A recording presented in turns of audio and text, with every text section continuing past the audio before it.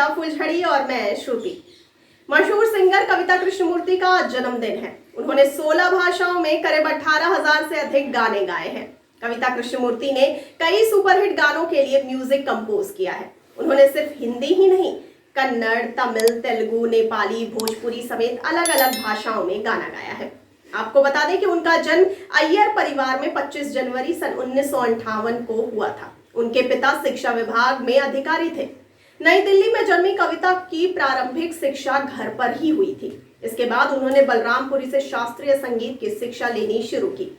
8 साल की उम्र में उन्होंने एक संगीत प्रतियोगिता में स्वर्ण पदक जीता और अपने आगे की जिंदगी का सपना देखना शुरू किया। मुंबई के सेंट जेवियर स्कूल से उन्होंने स्नातक की डिग्री प्राप्त की और यहीं काम की तलाश में जुट गई। अपने कॉलेज के दिनों में वह काफी चंचल थीं और हर प्रतियोगिता में बढ़ चढ़कर हिस्सा लेती थी। इसी दौरान एक शो में मशहूर गायक मन्ना डे ने उनका गाना सुना और उन्हें विज्ञापनों में गाने का ऑफर दिया। कविता कृष्णमूर्ति बताती हैं कि मेरे पिता एक IAS अफसर थे तो मुझे भी वही लगा था। बॉलीवुड सिंगर बनना मेरे लिए बहुत दूर की बात थी। मेरे लिए IFS बनना मेरे लिए सपना था। मैंने सोचा था कि एक IFS अफसर बनूंगी। उन दिनों मेरे दोस्तों को खास नहीं पता था कि मैं गाती हूँ, लेकिन मैं ऑल इंडिया रेडियो में गाया करती थी। आपको जानकारी के लिए बता दें कि एक बार कविता कृष्णमूर्ति हेमंत कुमार की बेटी रानू मुखर्जी से मिली। फिल्मों में गाने का मौका यहीं से उन्हें मिलने लगा। साल 1971 में हेमंत कुमार ने उन्हें बुलाया और रविंद्र संगीत की 4 लाइनें सिखाकर कहा कि इंतजार करो, लता जी आ रही हैं। इसके बाद कविता ने लता मंगेशकर के साथ गाना गाया। साल 1980 में कविता कृष्णमूर्ति ने अपना गाना काहे को ब्याही गाया। हालांकि गाने को फिल्म में नहीं लिया गया। सन 1985 में रिलीज हुई फिल्म प्यार झुकता नहीं से कविता को बतौर सिंगर के रूप में बॉलीवुड में पहचान मिली। इसके बाद उन्होंने एक के बाद एक हिट गाने गाए। आपको ये भी बताते चले कि कविता कृष्णमूर्ति एक बार सुभाष घई की फिल्म मेरी जंग के लिए डेमो गा रही थी। असली गाना लता मंगेशकर को गाना था। कविता कृष्णमूर्ति की आवाज में डेमो रिकॉर्ड हुआ और जब वो डेमो लता मंगेशकर ने सुना तो उन्हें कविता की आवाज बहुत पसंद आई। अभिनेता अन्नू कपूर ने अपने रेडियो शो में बताया था कि लता मंगेशकर उनकी आवाज से बहुत प्रभावित हुई और उन्होंने फिल्म के संगीतकार लक्ष्मीकांत प्यारेलाल से कहा कि फिल्म का असली गाना भी इसी बच्ची से गवाओ। आपको बता दें कि कविता कृष्णमूर्ति ने अलका याग्निक, किशोर कुमार, AR रहमान, बप्पी लहरी, कुमार सानू, उदित नारायण समेत कई दिग्गज कलाकारों के साथ काम किया है।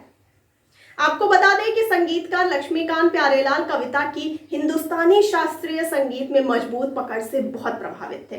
कविता कृष्णमूर्ति को संघर्ष के दिनों में लक्ष्मीकांत प्यारेलाल का सपोर्ट मिला और उनके साथ काम करने वाली गायिका के रूप में उन पर लेबल लग गया था, जिसकी वजह से कई संगीत निर्देशक उनके साथ काम करने से बचते थे।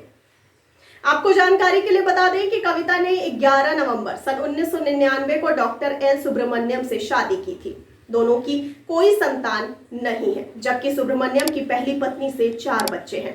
कविता शादी के बाद अपने परिवार के साथ बेंगलुरु में रही। उन्होंने अपने पति के साथ संगीत संस्थान शुरू किया था, जिसका नाम Subramaniam academy of performing arts है।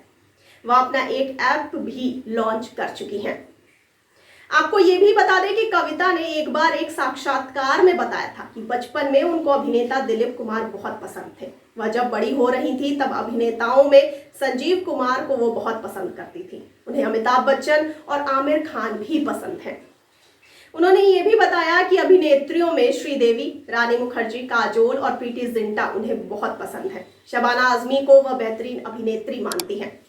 कविता ने शबाना आजमी, श्रीदेवी, माधुरी दीक्षित, मनीषा कोइराला और ऐश्वर्या राय सरीखी शीर्ष की अभिनेत्रियों के लिए गाने गाए हैं।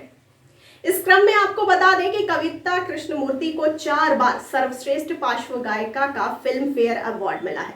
साल 1942 में अ लव स्टोरी के लिए, सन 1996 में याराना के लिए, सन 1997 में खामोशी और साल 2003 में देवदास के लिए उन्हें यह पुरस्कार दिया गया। उनको सन 2005 में देश का 4था सबसे बड़ा नागरिक सम्मान पद्मश्री भी मिल चुका है। तो आप अपनी हैप्पी बर्थडे की विशेस कविता कृष्णमूर्ति को कमेंट बॉक्स में कमेंट करके बता सकते हैं। जी हाँ, और साथ ही साथ हमारे चैनल को लाइक, सब्सक्राइब और शेयर करना तो बिल्कुल ना भूलिए। और मुझे दीजिए इजाजत, लेकिन आप बने रहिए द फुलझड़ी के साथ। धन्यवाद।